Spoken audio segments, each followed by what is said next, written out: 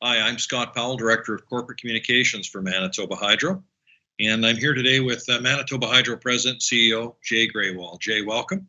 Nice to be here, Scott. We're here today as part of Manitoba Hydro's public accountability meetings for 2022. And thanks, Jay, again for being with us today. Jay, obviously 2021 was an incredibly busy year for Manitoba Hydro. We were into the second year of COVID-19 and dealing with those impacts. We saw extreme drought, which obviously impacted our operations and our finances. And we did a lot of work on improving service to our customers through Strategy 2040 and implementation of our plans going forward. So let's unpack some of the challenges we saw and also talk about some of the highlights that you saw from your perspective here at Manitoba Hydro. Well, last year was another year, COVID year too. And, we have amazing employees and we continue to keep our customers and employees safe as we continue to move through the pandemic. But we also were not just dealing with the pandemic. We needed to forge ahead on the significant changes we've undertaken as an organization.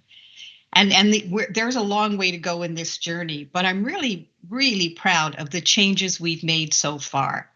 So while our field staff, who you see out there day in, day out, continued to operate our system under our COVID protocols, our office employees continued to work remotely where it was possible. And while we as an organization in the interim continued planning for what I hope is a very near and eventual return to our offices. But despite some of the challenges of COVID and some of the other factors you mentioned, Scott, we had some other incredible achievements over 2021 and into early 2022. We've made substantial progress on the Kias generating station, which is set to be in full service this year. So very proud of the work done by the team in some challenging circumstances. We also completed the Birtle Transmission Project. And what is that? It provides interconnection capacity with Saskatchewan, and that's in order to meet our requirements of our major sale to SaskPower. So we're going to be using that line to help generate revenue to keep the rates here in Manitoba lower than they would be otherwise. And we continue to have some of the lowest electricity rates in Canada and North America. On the people front, and I'm especially grateful for and proud of our employees, we were named one of Manitoba's and Canada's top employers. And we were named that by third parties. And it was an assessment of how we interact with and support and how our people feel about working at Manitoba Hydro. As part of our enhanced asset planning and delivery work, we've continued to very carefully manage our efforts on how we maintain, how we rehabilitate, and where necessary, replace aging infrastructure. So as we look to upgrade and expand our system, we need to ensure we will continue to provide you, our customers, Manitobans, with reliable and safe electricity and absolutely and always natural gas service that meets your needs and expectations. So we've been taking a very hard look on how we optimize these decisions on maintenance and repairs and life cycle asset costs, with trying to do everything possible to keep these costs as low as possible, because we are committed to keeping the rates as low as we can in Manitoba. Thanks for that, Jay. Now, the drought certainly had an impact, something all Manitobans noticed last year. And it had a pretty major impact on both our operations, our energy supply, but particularly on our finances. Can you talk a bit about what we saw in terms of that impact and what our plans are to recover from that going forward? Firstly, I want to recognize the drought has impacted many Manitobans in a negative way, particularly those in the agricultural sector. But in many other ways, it's impacted Manitobans. But let's talk about how it impacted Manitoba Hydro. This was a significant drought. And how did it impact us?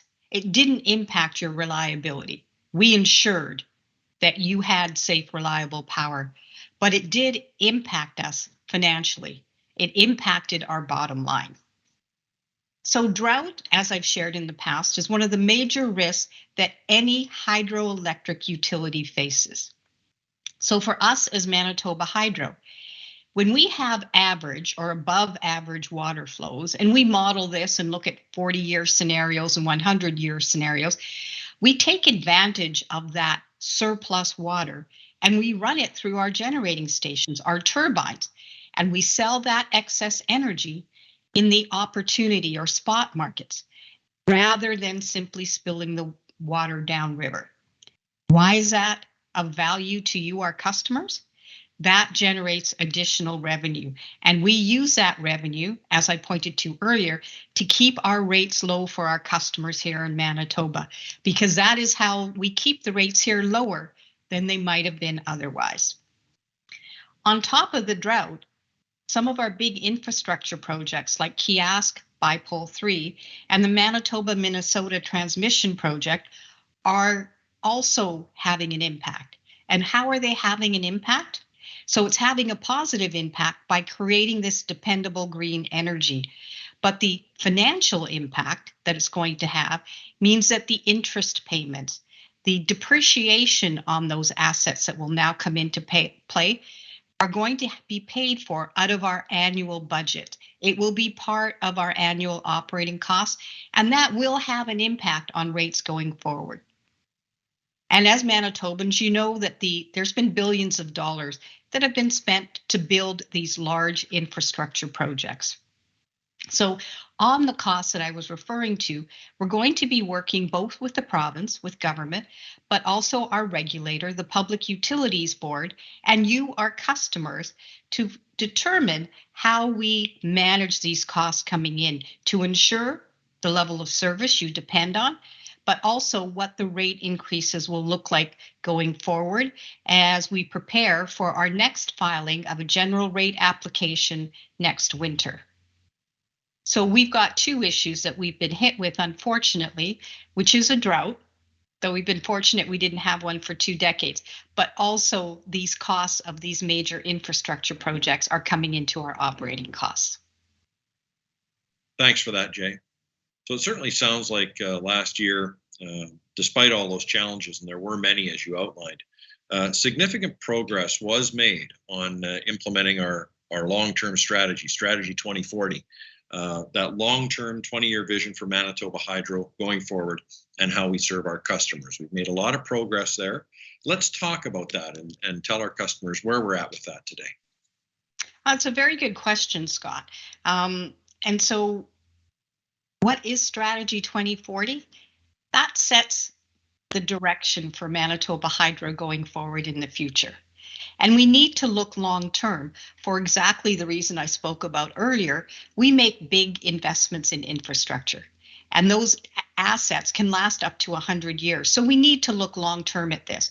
So the progress we've made over the last 14 months has been tremendous when you consider the environment and circumstances we made that progress in. And this is something that I'm very proud of because we never had a strategy like this before. A long-term strategy that will allow us to position in the most opportunistic way in the evolving energy landscape of the future.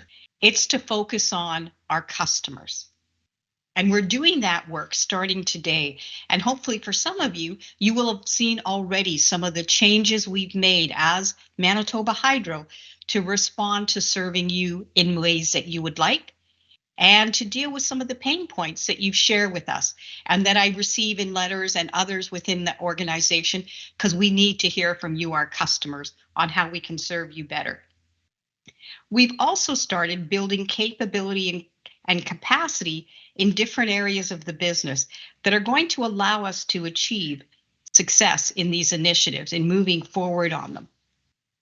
And this meant looking at our business model and reorganizing it on quite a material scale to ensure we have not just the right people, but the right skills and the right structure, leveraging the right technology to serve our customers. And we're putting in place processes and technology that will be here to serve you 20 years into the future. But we're starting to do that work now and build this out. So you will continue to see step changes at Manitoba Hydro over the coming years. So these changes that we're making based on our corporate strategy will absolutely benefit you, our customers, down the road, because you are at the center of our strategy. So there'll be some quick wins, as I touched on earlier. And we look forward to hearing your feedback as to, are you seeing positive changes? What's working for you and what isn't working for you? So one example that we've got a lot of support for from our customers is our new call handling technology. And by that, we've created some new mobile applications, how we're managing our call center agents to increase the time and timeliness in serving you. We're looking at better asset management processes, as I touched on earlier.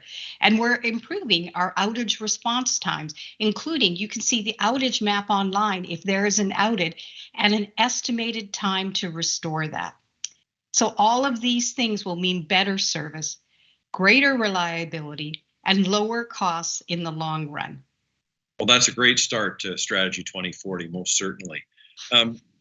Where do we go from here in continuing to implement this strategy going forward and making it real for our customers, our stakeholders, and indeed even our employees?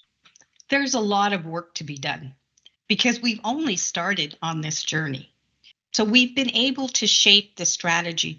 And I want to be clear that we've set our direction. It does not mean we won't adjust it as we learn more about the evolving energy landscape and as it changes. But we now have that shape, we have that direction. And I actually want to say that we at Manitoba Hydro, we've been working on this for 2 years. And so we've actually been living it, breathing it, and thinking about it all the time. And how do we make it real for our employees and our customers? So this spring, we're launching a new website, and that's dedicated to our Strategy 2040. And what will it do?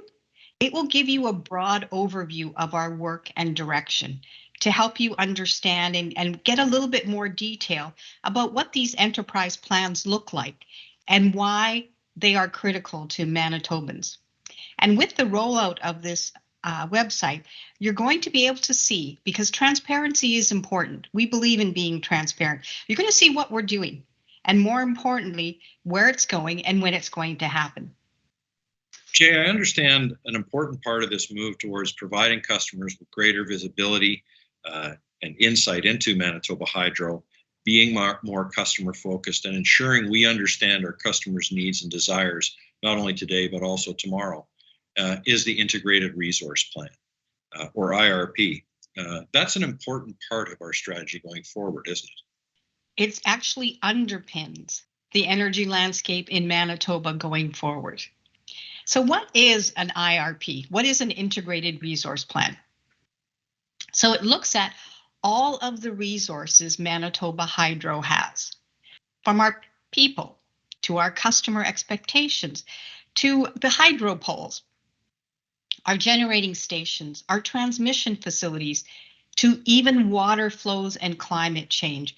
And through that, we'll create models of how the future of energy might look in Manitoba.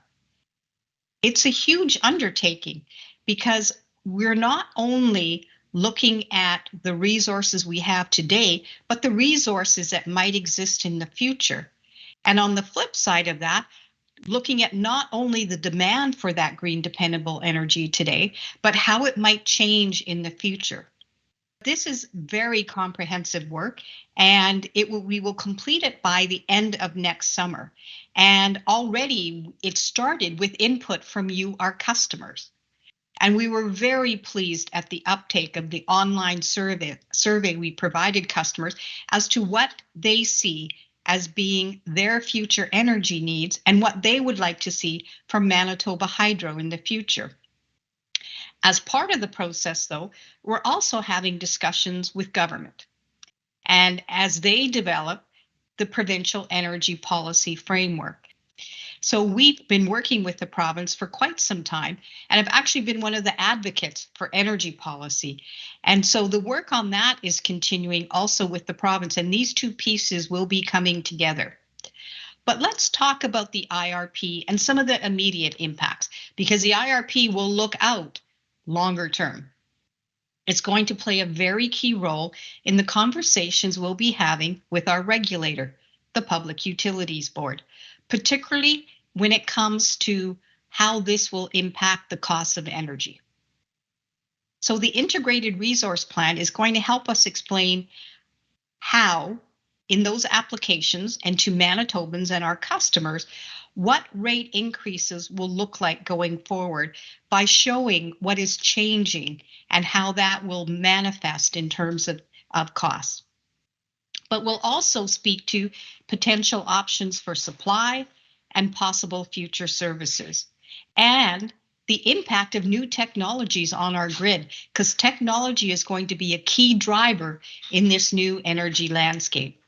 It's a big part of making sure we can continue to be the energy provider our customers rely on. Jay, that sounds like a lot of work between implementing Strategy 2040, getting the IRP, Integrated Resource Plan, developed.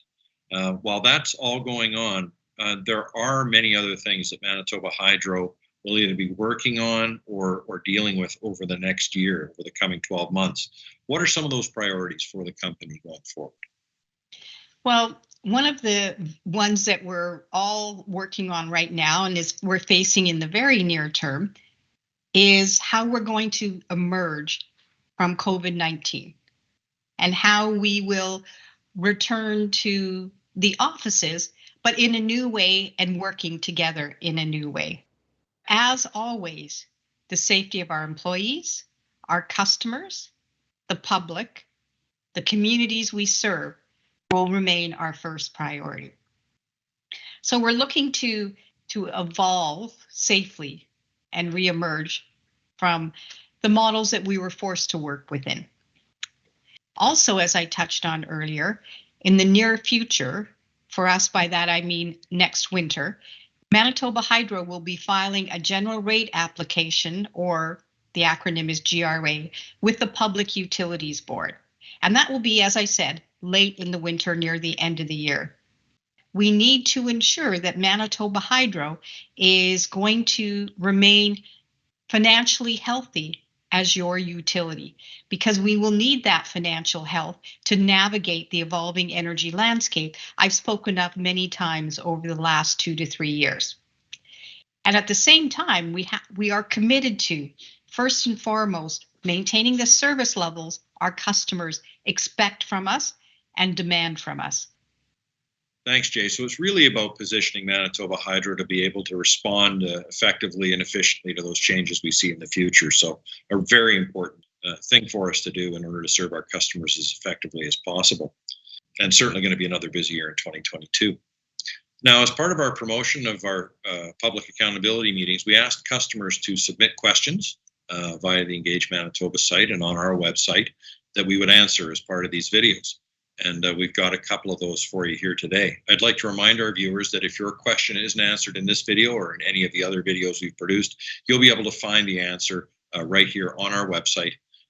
Take a look, and those answers will be outlined in print form. We received over 40 questions from our customers, so thanks to everyone for participating and sending those in. First question, Jay.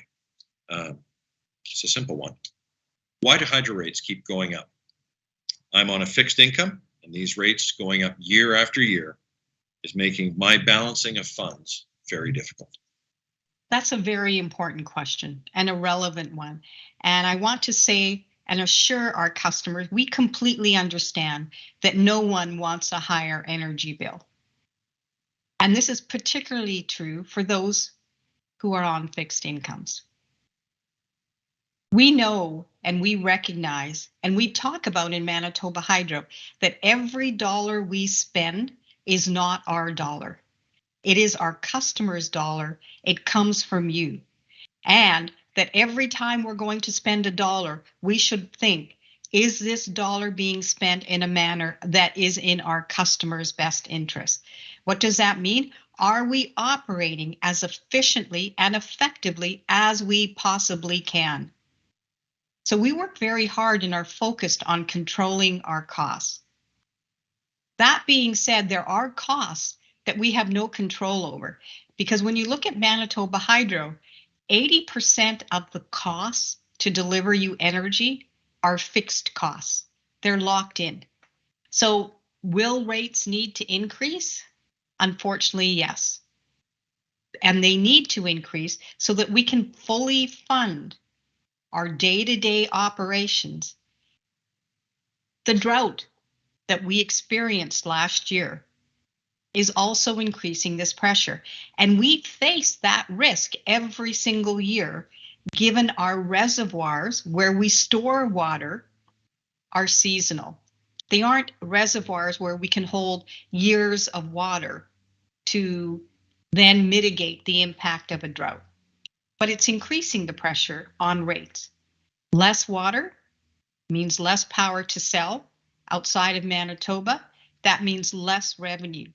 And to put this in context, the impact of having below average water, the impact of the drought, which is one of the greatest we've seen in over like 40 years, resulted in less revenue of almost $400 million. But it did not reduce our costs by $400 million because those costs are fixed and locked in. So this revenue from export sales helps us keep rates as low as we possibly can for Manitobans.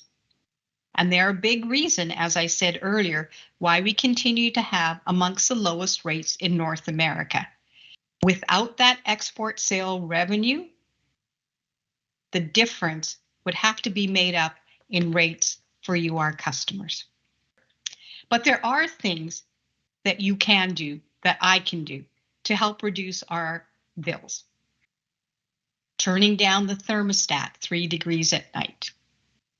Unplugging appliances you don't often use.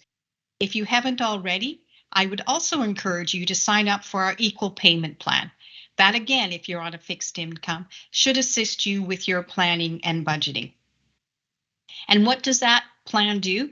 It allows you to spread your annual energy costs evenly over 12 months to give you that predictability.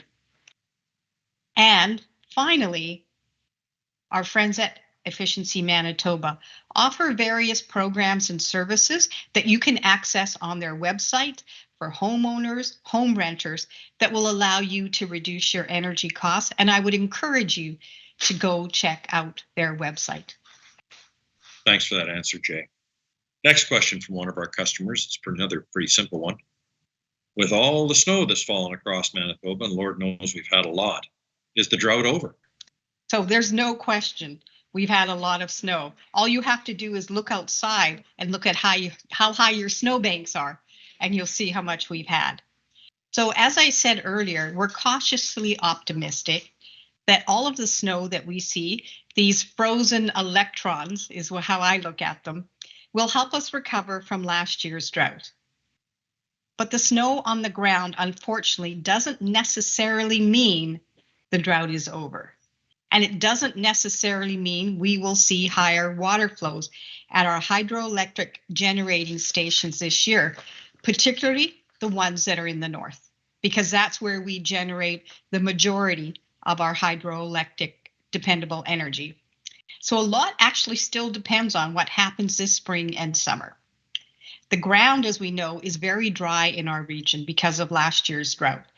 So how much of the melting snow will replenish the moisture in the soil, and how much will run off into the waterways? So what do we need? We need spring and summer rain to replenish the water levels in our lakes and our rivers. If it doesn't rain, then there is a chance we may experience a drought that we'll start to see starting early summer. Well, Jay, thanks for that, and thanks for taking the time to join us here today. Again, I'd like to remind our viewers that questions that weren't answered in this video or any of the other videos, the answers to those questions can be found on our website. I encourage you to go there, take a look, and see the answers to all the questions. Jay, thanks again for your time today. I appreciate you being with us, and thanks to all of our viewers for joining us as well. And thank you for those who are watching for your interest in Manitoba Hydro, because we are your Manitoba Hydro. Take care and stay safe.